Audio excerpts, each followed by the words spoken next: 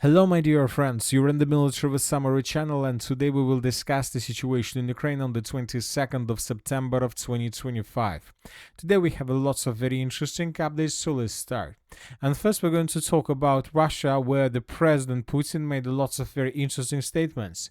Putin proposed that the United States automatically extend the Strategic Arms Reduction Treaty for another year. The New START treaty expires in February 2026. Russia can maintain its New START restrictions only if the United States takes similar steps. The situation in the sphere of strategic stability continues to deteriorate. The West's destructive steps have significantly undermined the foundations of dialogue between countries with nuclear weapons. Russia is confident in the reliability and effectiveness of its deterrent forces. Russia is not interested in arms race. So this is a very important statement, and this statement was made today on the 22nd of September of 2025 with some reasons. First, I would like to remind you that Zelensky is going to fly to the United States of America, and he's going to talk about two things as we discussed in the previous videos. He's going to talk with Trump about security guarantees and about sanctions on Russian oil. So when talking about Russian oil, everything is clear, but when talking about security guarantees, we need to understand that the United States of America will not be able to provide any security guarantees, neither for Ukraine nor for the European countries if they decide to send troops on the territory of Ukraine, if the United States of America will follow the New START restrictions. So if the United States of America accepts the proposal that was made by Putin today, then most likely we will see no security guarantees for the European countries and for Ukraine itself. And if there are going to be any security guarantees, they will be just on the paper without any physical, probably, implementation. But if the United States of America will reject the proposal of Putin, this will mean just one thing, that the United States of America is going to provide real security guarantees to NATO countries, to the European countries, to Ukraine, and most likely this will lead to the deployment of European troops on the territory of Ukraine, and this will lead to another round of escalation. Another important thing that I would like to remind you, that this statement that was made by Putin was made at the same period of time when the Russians closed their airspace over the Kapustin Yar test site. So I would like to remind that on the 20th of September, we got report that the Russians were planning to close this test site by the 22nd of September, and this situation will last until the September of 2027. So today, the test site was closed, the airspace was closed, and Russia is ready to attack Ukraine or anybody in the world with the Kalynivske missiles. Most likely the Russians will not do this, but this is also something like a very clear message that was sent by Russians to the Western countries, to Ukraine, and of course to the President of the United States of America, Donald Trump. Now the ball is on his side, on the side of the 47th president, and now he must make a decision to accept the Russian proposal or to accept demands of the European countries. Now let's discuss the situation on the ground, and first let's talk about the Zaporozhye direction, where the Russians continue their offensive operation.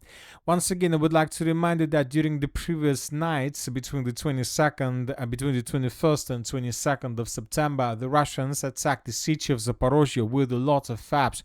This is probably one of the most important differences between any other settlement and the Zaporozhye, because Russians can attack this city not just with drones and with missiles.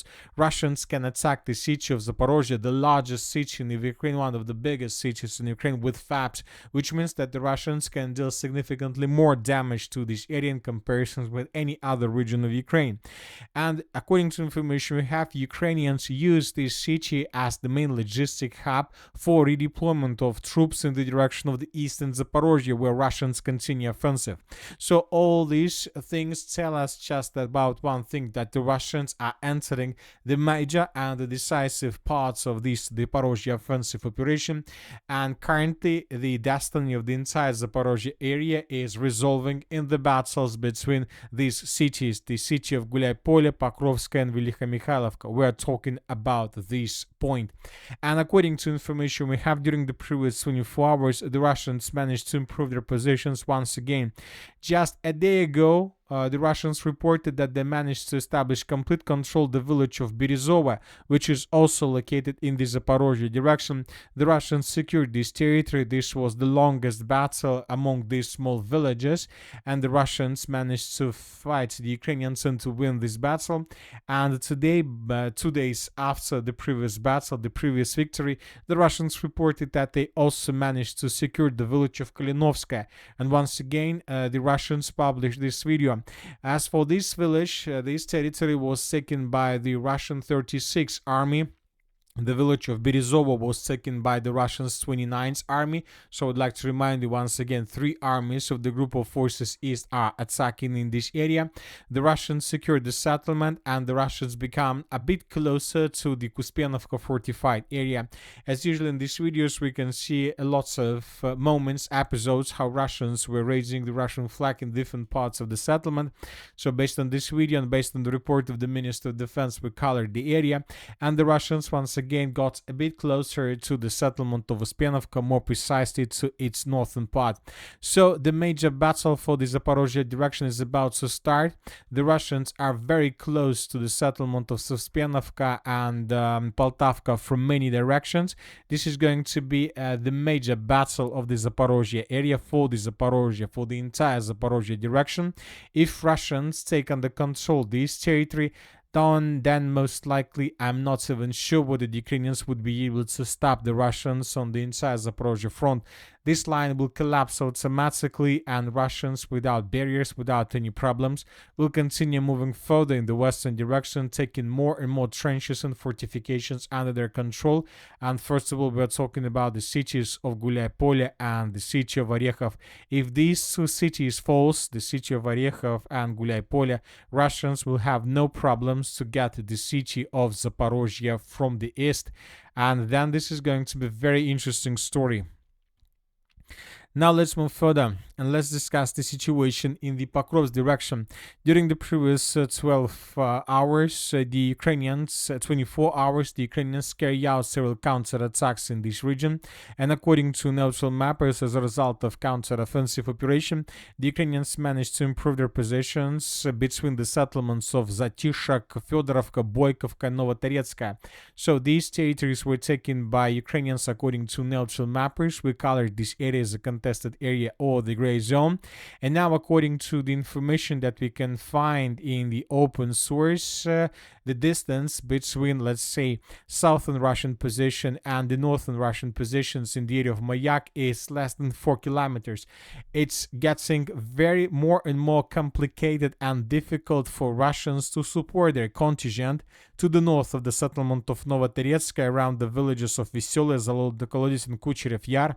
According to pro-Russian resources, there are still lots of sabotage and reconnaissance groups who are fighting with Ukrainians, trying to save control over this strategical breakthrough. So now it's becoming very difficult for Russians to support their contingent there. So the Ukrainians are very close to create their first cauldron, more or less big cauldron, since the beginning of the special military operation. Obviously, the Russians will try to do everything they can with the purpose not to allow the Ukrainians to create this, to happen this. So let's wait and see. As of now, we see that Ukrainians are getting more and more units and forces in the direction of the Shakhovo pocket with the purpose to intensify their offensive also from the northern part of this area. But the Russians redeployed their Rubicon special forces. This is the biggest, let's say, pain for Ukrainians. Rubicon special unit who specialized on using drones to attack Ukrainian forces. And this Rubicon unit controlled the entire Shakhovo pocket, and everything that enters this area from the Ukrainian side can be immediately destroyed by Russians. Now let's move to the Konstantinovka direction. As you can see, during the previous 24 hours, we got dozens of icons, dozens of episodes. Most of them shows how Russians were attacking Ukrainians with FPV drones. But nothing special, but there are 2 important videos I would like to point to your attention. And this video happened, this episode took place between the city of Alexeyevka, Drushkovka and the city of Konstantinovka, the city that the Russians try to attack right now. Here we can see the protection nets above the main road. Here we can see how Russian drone, let's say, moved through this area without attacking Ukrainian forces, because those vehicles with civilians, and then the Russians discovered the Ukrainian vehicle with military on board and attacked this vehicle. The vehicle was destroyed. This is another video from the same area, almost from the same area, from the area along N20 road. The same situation. The Ukrainians left the protected area with the nets, and then the Russians destroyed the vehicle who was leaving this secured area with FPV drones. So based on this video, we can make a conclusion that the Ukrainians created something like a protected corridor between the cities of Kramatorsk and Konstantinovka. We're talking about N20 road, which was covered completely by Ukrainians by defensive nets. Some parts of this area, some part of this construction were destroyed and damaged. We can see this from these videos. You can see lots of parts of these defensive nets were already destroyed by Russians as a result of artillery attacks and maybe FPV drone attacks. So anyway, this is something like very interesting part of the special military operation, especially of the late autumn and winter military campaigns, when we're going to see more and more of these defensive nets all over the entire territory of Ukraine, when both the Russians and the Ukrainians will try to use these nets with the purpose to secure logistics. But we see that even this situation is not a cure, because FPV drones can destroy everything, and we can see this also from this video. The most important is that one thing you need to do is to establish control over the exit from this defensive, let's say, corridor, and then you can destroy everything. Just in this episode, we can see how Russians, using 2 drones, destroyed everything that was leaving these defense nets. So this is the reality that the Ukrainians are living in. Now let's move further and let's discuss the situation from the Syrian direction. Here we can see the same story. Lots of artillery strikes, lots of videos and geolocations that confirm that the Russians control the situation, that the Russians hunt and destroy Ukrainian vehicles, and that the Russians continue preparation. They're trying to create a normal situation, normal positions, with the purpose to begin offensive operation. As of now, the Russians are not in a hurry. They're storming the city of Yampol, which is located between the city of Liman and the city of Siversk. As for now, without changes, there are very heavy clashes. The Ukrainians brought additional forces in the central part. Russians use FPV drones, very powerful FPV drones with explosives, to destroy Ukrainian positions. Ukrainians counterattack. There is a very huge forest, as you can see, which allows both the Russians and the Ukrainians to hide in the forest, which reduce the danger from FPV drones and FPV drone operators. So the situation is very complicated without changes, but one thing is clear: there are very heavy clashes. At the same time, we got lots of changes to the northwest of the city of Liman. The Russians answered the village of Dirilova. We came to this conclusion based on the video published by Russians. Here we can see how Russians, as a result of offensive operation, answered the northern part of the settlement and captured Ukrainian soldiers right exactly in this point. Based on this video, we adjusted the map. Now we have no doubts that the Russians have free access to the northern part, and it seems that the village of Dirilova will fall in Russians' hands in coming days or maybe within hours. This is the situation, for example, by the end of the 21st of September. The Russians just secured the village of Shandrigolov, as you can see, and right after, the Russians answered the village of Dirilova, then the village of Drobusheva, and then the city of Liman itself. At the same time, according to mappers, the Russians continued their offensive operation to the west of the river of Nitrius.